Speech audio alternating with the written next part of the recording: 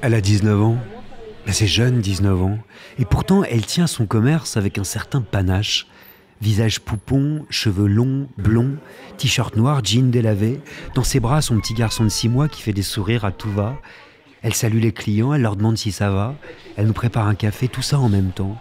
Ce bar, elle le tient avec Sophie, sa maman, et elle a la ferme intention de le mettre en avant. Mais vous savez, ce qui frappe chez elle, c'est d'abord sa douceur, son sourire, sa bonhomie, la façon dont tout le monde lui parle avec bienveillance. Il y a quelque chose de familial, d'ailleurs, dans cette institution face à l'église. C'est peut-être ce qu'on vient y chercher. Tout le monde connaît la famille Ollier, qui avait vendu l'affaire et qui l'a rachetée. C'est elle qui leur a demandé de racheter leur fille. Une fois les clients servis, elle fait le tour du café en promenant son bébé. Elle contourne le bar, passe entre le baby-foot et le conteneur à glace, slalom entre les tables et les clients qui s'appliquent à faire leur grille de tiercé entre deux cafés. Elle jette un œil à l'extérieur. Il fait beau. Il y a du monde sur la grande terrasse de l'autre côté de la rue. C'est un mardi comme les autres, au mois de juillet, à Clermont-Lérault, pas loin de Montpellier, dans ce petit bar qui s'appelle le Clermontais. Elle s'appelle Théa Ollier. Suivez-moi, je vais vous la présenter. Bonjour Théa. Bonjour. Merci beaucoup de nous recevoir ici au Clermontais. Et je suis là depuis ce matin et ce que j'observe, c'est vraiment que c'est une affaire de famille. Est-ce que je me trompe? Non, c'est exactement ça. On est tout le temps tous en famille, on s'entraide tous ensemble, même si ce n'est pas mes horaires de travail le matin. Je vais aider mon beau-frère si je vois qu'il a besoin. Et inversement, même si ce n'est pas ses horaires, il m'aidera pareil. Ton beau-frère, ta maman aussi? Ma maman et même mon papa, dès qu'il a du temps libre, il vient ici, il vient m'aider à côté de son travail. Et même ton fils que tu promènes, j'ai vu autour des tables, il commence déjà. Il fait aussi partie du métier déjà. Ouais. Parce qu'en fait, c'est toi qui as demandé à tes parents de racheter le PMU, si j'ai bien compris, pour en être la co-gérante. Qu'est-ce qui s'est passé? Tu peux nous raconter? Depuis petite, j'ai été élevée dans des bars. Ça a commencé par le bar qui se situe au-dessus. Ensuite, ils ont racheté celui-là pour ma grande sœur. Et du moment où ils l'ont acheté pour ma grande sœur, j'ai souvent aidé le mercredi quand j'avais pas école. Je les aidais à servir. Et directement, en fait, ça m'a plu et je savais que je voulais faire ça. En fait. Qu'est-ce qui te plaisait dans ce métier? De servir, de porter les plateaux. J'adorais ça en fait. Les gens, la vie, tu leur parlais aussi? Oui, je leur parlais. Ils trouvaient ça impressionnant. Et moi, évidemment, j'aimais bien... j'aimais bien travailler. Donc c'est dans le coin, ça veut dire que tout le monde te connaît en fait ici? Oui. Depuis petite, la plupart des gens qui viennent, j'ai grandi avec eux, ils me connaissent depuis que je suis bébé en fait. Le fait de passer justement de la petite fille que tout le monde connaît à la patronne, qu'est-ce que ça change? Ça doit leur impressionner, ils doivent être fiers de moi je pense. Et moi, ça me fait bizarre parce que je me dis que petite, je les voyais au bar et maintenant c'est moi qui les sers et je suis fière. Il a fallu changer d'attitude quand même? Avec ce genre de personnes, pas trop, mais avec certaines personnes, oui, c'est sûr qu'il faut savoir se faire respecter dans des lieux comme ça. Donc, oui, c'est important de leur parler et de leur dire... de leur dire non, en fait, voilà, de leur dire non. Par exemple, il y a des soirs où... il reste qu'une table que des habitués en fait et des fois à partir d'une certaine heure c'est plus très rentable de rester ouvert pour servir juste 2-3 verres et quand c'est des tables d'habitués c'est toujours compliqué de leur dire non et de leur dire bon il faut que je ferme, est-ce que vous pouvez rentrer chez vous quoi. Donc, et tu y arrives?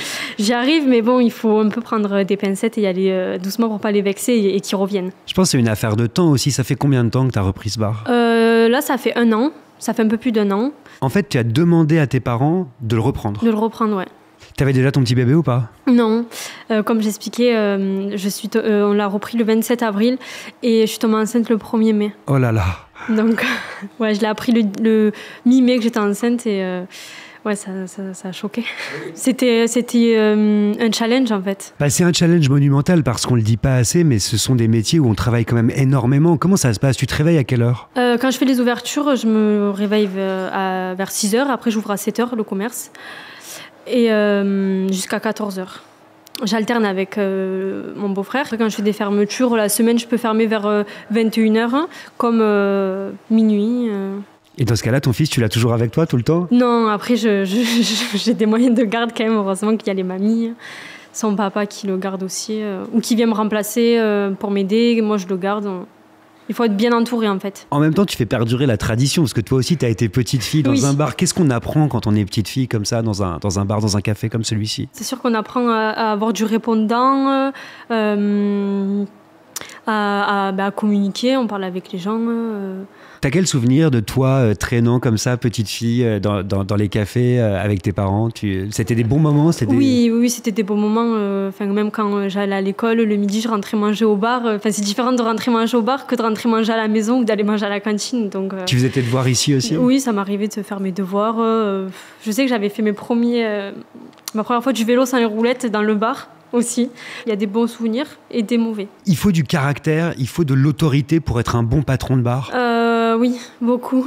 Et ça t'est déjà arrivé de mettre quelqu'un dehors quand même? Oui. Tu fais comment? Au début, on essaye toujours quand même de tourner le problème sous l'humour, sur la rigolade. Après, si on voit que ça persiste, je les fais partir d'une manière un peu plus forte, quoi. Parce que t'as l'air si douce comme ça, si souriante. Non, j'ai quand même un caractère pas toujours super. Je suis chiante, je suis une grande gueule. Ah, c'est vrai?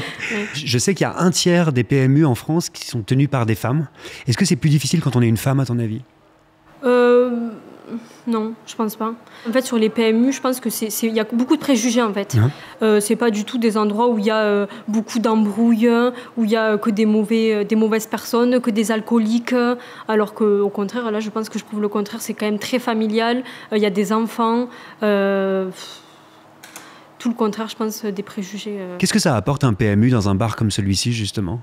C'est une clientèle conviviale, tout le monde se connaît, les vrais turfistes qui viennent jouer tous les jours, ils adorent par exemple aider les gens qui savent moins jouer quand c'est à la borne ou quoi que ce soit. Je m'intéresse parce que je dois faire des formations, j'aime bien aussi apprendre aux gens qui ne savent pas jouer. Des fois on me demande comment on fait, quel type de pari et tout. Donc automatiquement je suis obligée de m'intéresser pour savoir les guider en fait. Là, j'ai regardé un petit peu toute la journée les gens venir. J'ai l'impression qu'il y avait des vrais habitués, des vrais clients qui viennent tous les jours. Ah oui, moi, la plupart de mes clients, j'ai même pas besoin de leur demander ce qu'ils veulent boire. Je sais déjà. Ils ont juste à s'asseoir et je leur amène. Pépé, il venait jusqu'à maintenant tous les jours. Dès l'ouverture, en fait, il était là. Déjà, avant que j'ouvre même. Marcou, qui vient aussi tous les jours. Même le matin, des fois, il m'aide aussi à ouvrir. Angèle, il vient aussi tous les jours. Et c'est des gens qui t'ont vu grandir, eux précisément, qui te connaissent? Marcou, oui. Ouais. Depuis bébé. Comment il l'a pris justement quand t'as repris le bar? Très fier. Ah oui, il est très fier de moi, je pense. Il me considère comme quelqu'un de sa famille, en fait. J'ai Teuteux. Je ne sais pas si vous l'avez interviewé. Non. Il vient en fait tous les matins et il m'aide à sortir les petites tables qu'il y a devant.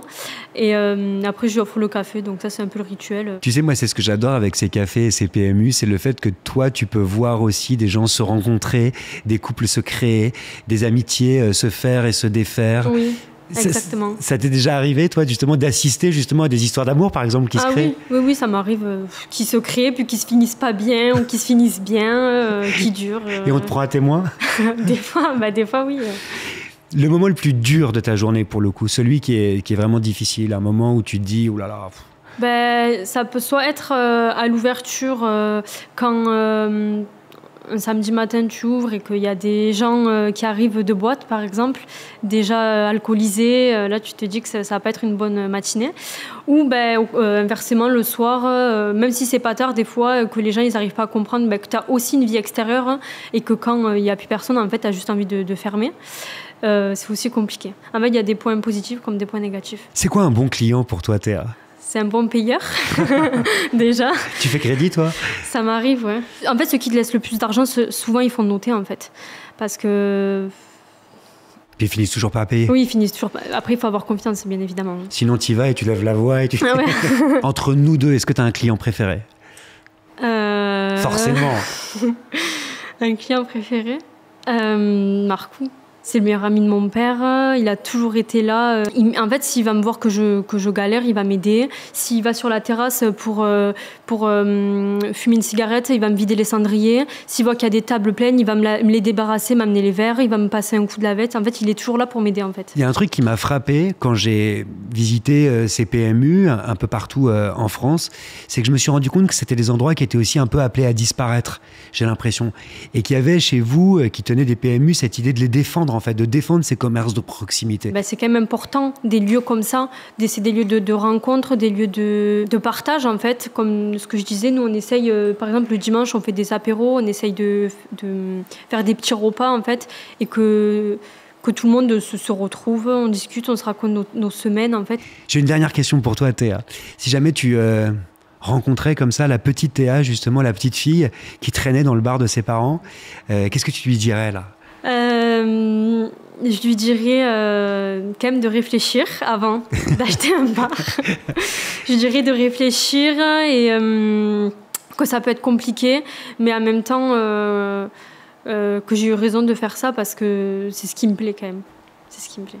Et c'est rare de faire ce qui nous plaît dans la vie. Oui. Merci Théa.